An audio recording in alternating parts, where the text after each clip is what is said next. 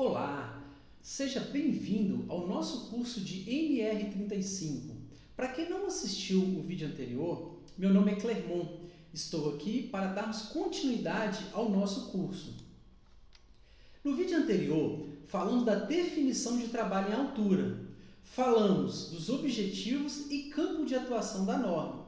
Falamos também da parte que diz da responsabilidade do empregador. No vídeo de hoje, daremos continuidade falando das partes de responsabilidades, porém, falaremos das obrigações do empregado e também falaremos a parte da norma que fala sobre capacitação e treinamento. Vamos lá? No item 35.2 da norma, ela traz as obrigações do trabalhador.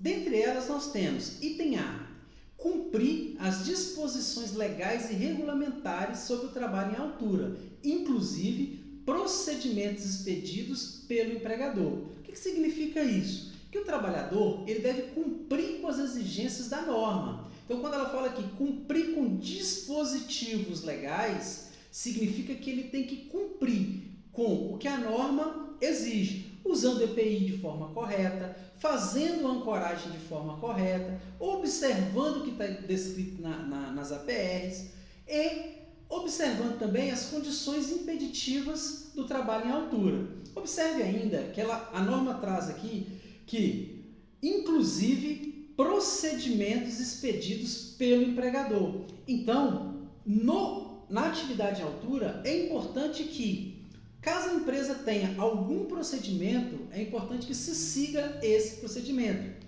Exemplo, tem empresas que adotam o que a norma diz no que diz respeito ao trabalho em altura.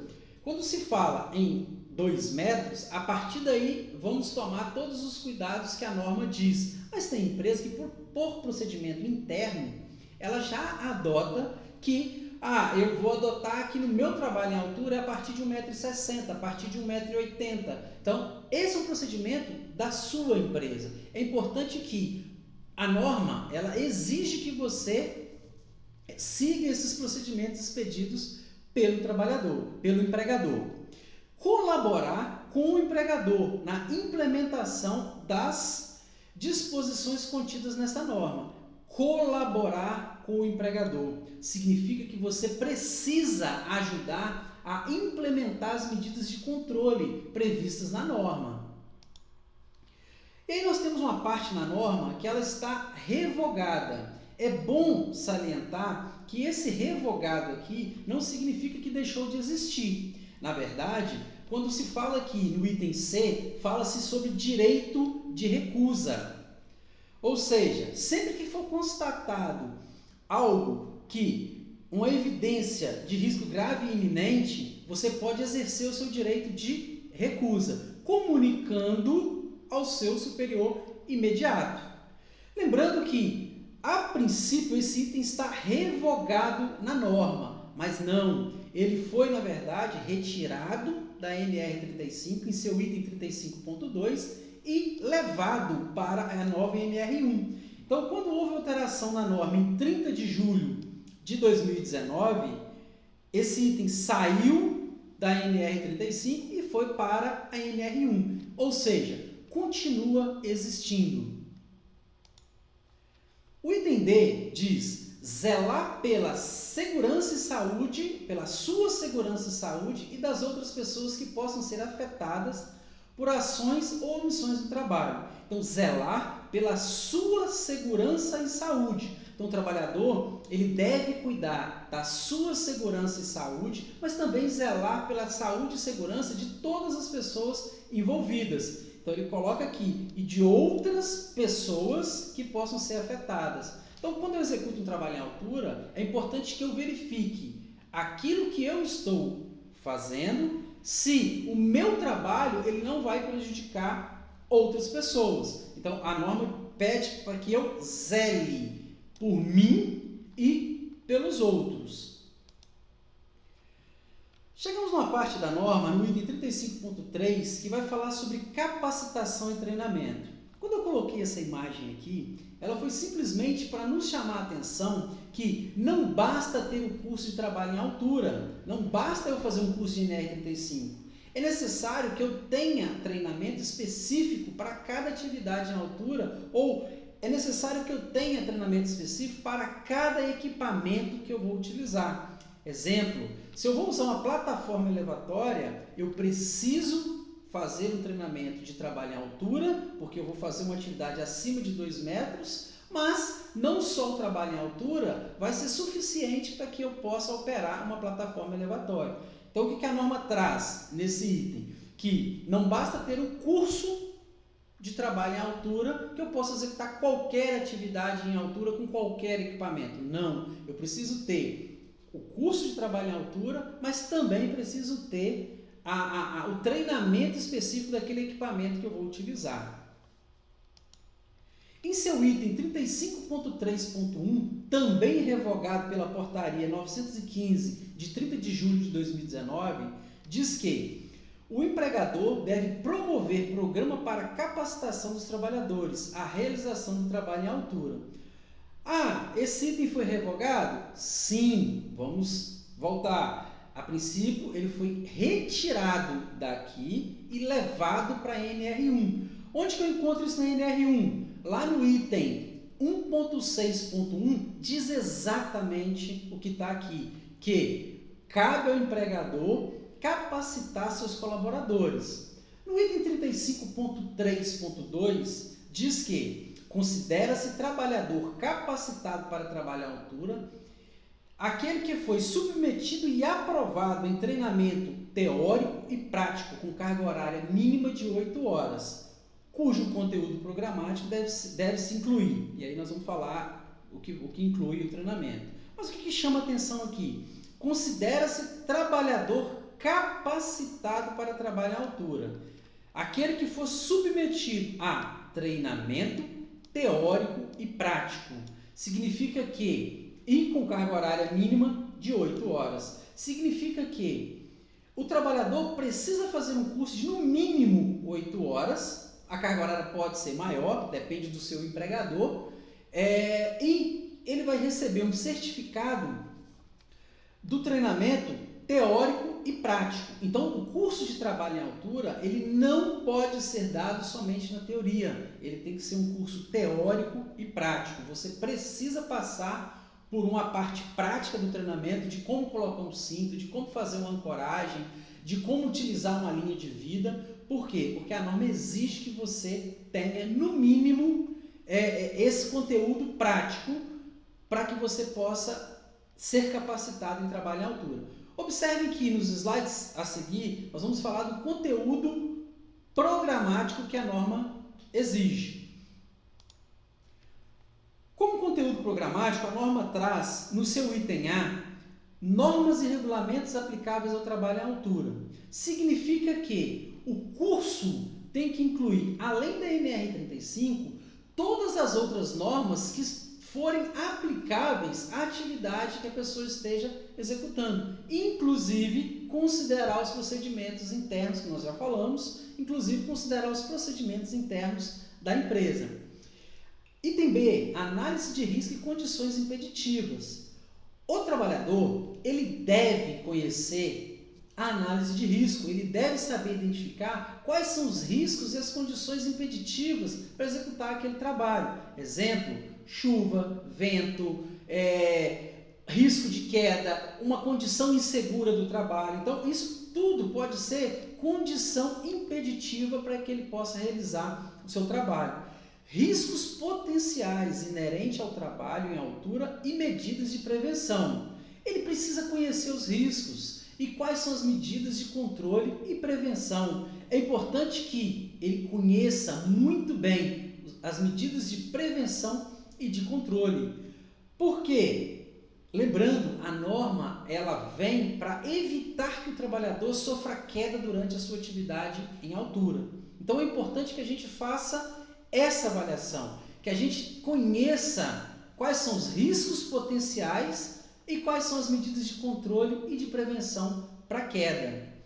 Sistemas, equipamentos e procedimentos de proteção coletiva. Então, deve-se ter um conhecimento sobre as medidas de proteção coletiva para evitar quedas, guarda-corpo, tela de proteção. Quais são, naquela atividade que eu vou desenvolver, o que eu tenho de proteção coletiva? Eu tenho guarda-corpo, eu tenho tela de proteção, não, eu tenho só EPIs. Então, no item seguinte, ela fala sobre equipamentos de proteção individual. É importante que o trabalhador ele conheça a seleção, saiba fazer a seleção, a inspeção, a conservação e a limitação de uso. O que significa isso? É muito importante que você saiba selecionar o equipamento ideal para fazer seu trabalho em altura, que você saiba fazer a inspeção desse equipamento e saiba conservá-lo e, sobretudo, a limitação de uso. Na seleção, é importante que você saiba qual é o equipamento correto, para você saber que tipo de equipamento que você vai utilizar. Inspeção, saber se aquele equipamento ele está apto, está adequado, está em condições de uso. Qual é a conservação, saber se esse equipamento ele pode ficar exposto. Em que condições ele pode ficar exposto, em que condições foi feita a conservação desse equipamento. E, sobretudo, a limitação de uso.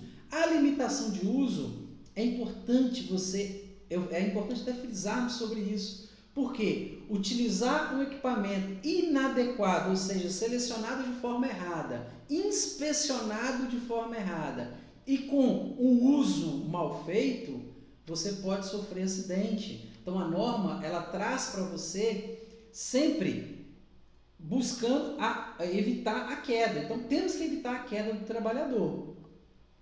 Ainda assim, o treinamento fala sobre acidentes típicos de trabalho em altura. Então, a gente faz uma demonstração de acidentes comuns em trabalho em altura, como, por exemplo, queda em escada.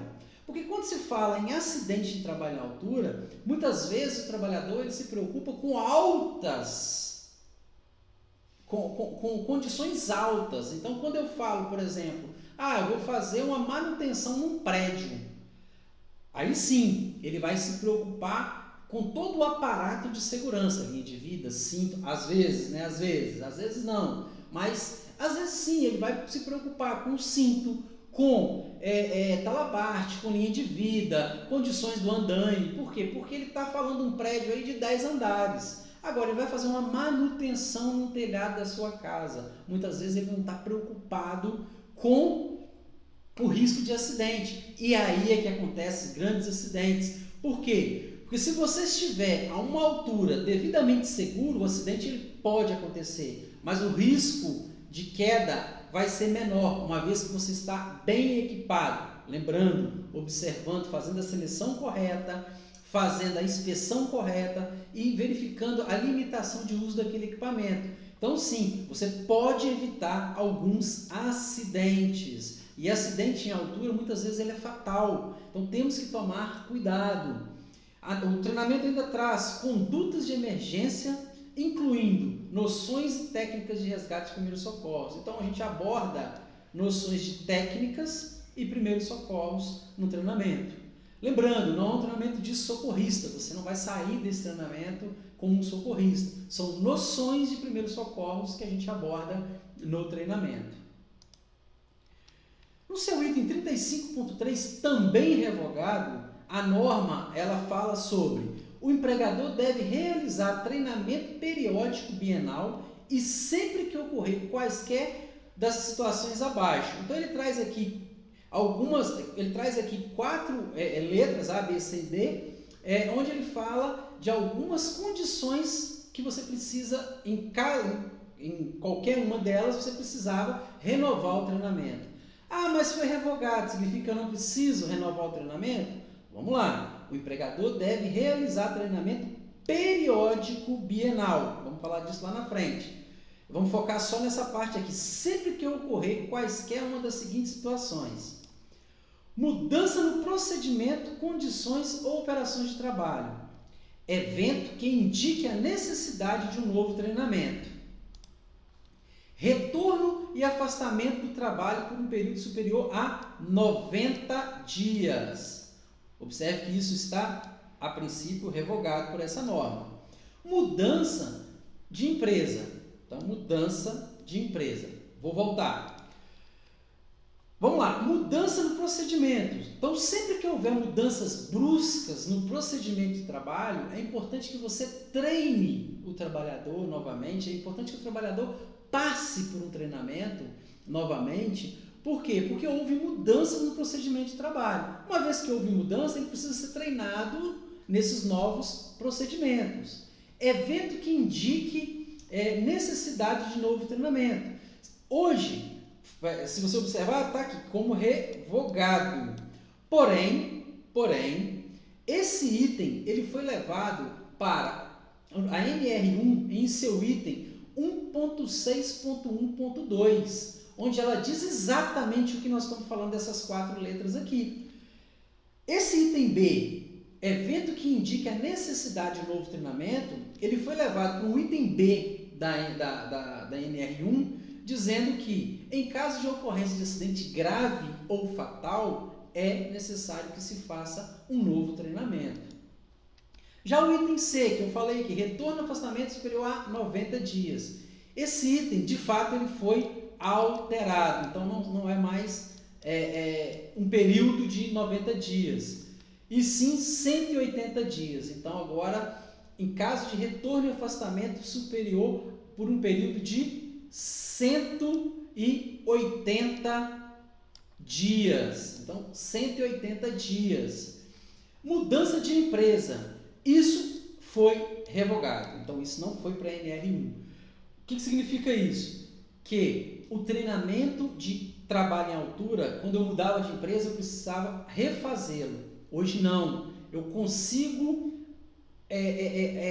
aproveitar o treinamento de trabalho em altura. Então, esse treinamento ele pode ser aproveitado, desde que observada a similaridade de trabalho. O que significa isso, Clermont? Eu trabalho numa construção civil, sobre um andaime, e aí eu mudo de empresa, e lá eu vou executar a mesma atividade. Significa que eu posso utilizar o meu curso de trabalho em altura para aquela atividade. Eu não preciso refazer o curso. Então, esse item aqui, ele de fato, ele foi revogado na NR35. Então, ele não foi levado lá para a NR1, ele foi revogado. Hoje é possível aproveitar o treinamento. Ainda diz que o treinamento ele tem que ser bienal. Bienal significa que toda vez que eu fizer um treinamento, daí 2 anos eu preciso fazê-lo novamente, com carga horária mínima de 8 horas, ou seja, a reciclagem do treinamento de trabalho em altura são 8 horas. A formação também são 8 horas. Não, a formação ela é mínima de 8 horas, assim como a reciclagem, carga horária mínima de 8 horas. O conteúdo programático ele vai ser obedecido de acordo com a atividade que você desenvolve na empresa. Pode ser que o seu empregador ele adote uma carga horária superior a 8 horas. Posso fazer reciclagem anual? Sim, pode fazer reciclagem anual, não tem problema. Se o seu empregador entender que o periódico, o exame, o treinamento periódico ele vai ser anual, sem problema. O que ele não pode fazer é adotar um prazo maior do que 2 anos. Aí ele não pode adotar esse prazo. Também o item revogado, de novo, revogado entre aspas. Por quê? Porque ele saiu daqui e foi para a NR1. Então aqui diz 35.3.2, nos casos previstos nas alíneas A, B, C e D, a carga horária e o conteúdo devem atender a situação que motivou. O que significa isso? Esse item ele foi revogado, entre aspas, mas significa que, em caso de mudança de procedimento, acidente, afastamento superior a 180 dias e mudança de empresa, era necessário que se faça treinamento. Porém, a mudança de empresa não precisa mais, mas os itens A, B e C continuam valendo. Então, foram levados, mais uma vez, para NR1, contemplados na parte que fala de treinamento, item 1.6.5. Então, foi revogado? Entre aspas. Da mesma forma que os treinamentos inicial, periódico e eventual para o trabalho em altura poderão ser em conjuntos com outros treinamentos. Isso é interessante. Então, vamos lá. Poderão ser ministrados em conjunto com outros treinamentos da empresa. Foi revogado? Não. Foi levado para a NR1 em seu item 165, que diz que o treinamento ele pode ser feito em conjunto com outro treinamento da empresa. Significa que, eu vou ministrar um treinamento de plataforma elevatória. Para eu acessar uma plataforma, para eu utilizar uma plataforma elevatória ou utilizar um andaime, é necessário que eu tenha um treinamento de trabalho em altura. Então, a empresa pode optar, dentro do treinamento de trabalho em altura, de montador de andaimes, ou, por exemplo, na operação da plataforma, colocar o treinamento de trabalho em altura. A empresa pode optar em fazer junto o treinamento. Então, a norma diz aqui que o treinamento ele pode ser ministrado em conjunto com outros treinamentos na empresa. Então, se a sua empresa tem outros treinamentos que vão envolver trabalho em altura, pode ser utilizado. Então, eu posso dar, por exemplo, um treinamento de montador de andaime em conjunto com o treinamento de NR35. Eu não preciso fazer um e depois fazer o outro. Eu junto os dois e faço um treinamento só, observando, obviamente, a carga horária de cada um. 35.3.5. A capacitação deve ser realizada preferencialmente durante o horário normal de trabalho. Será computada como trabalho efetivo e tempo despendido na capacitação. Foi revogado. Legal. Significa que o treinamento pode ser dado a qualquer dia, a qualquer horário.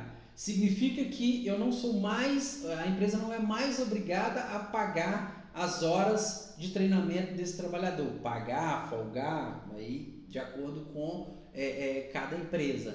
Não. Esses dois itens eles foram substituídos pelo item 1.6.2 da NR1, que diz exatamente o que está aqui, que o treinamento deve ser considerado como tempo de trabalho efetivo. Ou seja, ele não precisa ser feito no horário de trabalho, porém, as horas têm que ser computadas. Então, quando está aqui, o tempo despendido da capacitação deve ser considerado como trabalho efetivo. Então, lá na NR1, diz a mesma coisa. Então, saiu da NR35 e foi para a NR1. O treinamento deve ser ministrado por instrutores com comprovada proficiência no assunto, sob responsabilidade de profissional qualificado em segurança do trabalho. Então vamos lá. Instrutores com comprovada proficiência. Proficiência não significa ter um curso específico. Claro que o curso ajuda, claro que cursos diversos, de qualquer forma, ele já te ajuda. O que a norma quer dizer é que não adianta fazer um curso de trabalho em altura e falar, estou habilitado para ser instrutor de trabalho em altura. Não, você precisa ter proficiência, você precisa ter vivência no trabalho em altura. Você precisa ter acompanhamento sobre algum tipo de atividade em altura que você passou, que você acompanhou, que você teve vivência, para que assim você adquira essa proficiência. Eu preciso ter...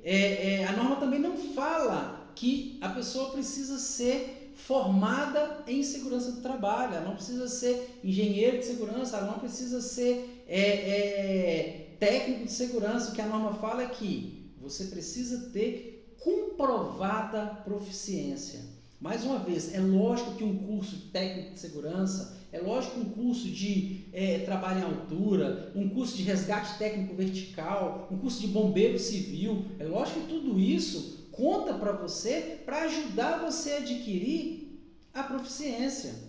Mas, de qualquer forma, esse curso ele tem que estar sob responsabilidade de um profissional legalmente habilitado e qualificado em segurança do trabalho.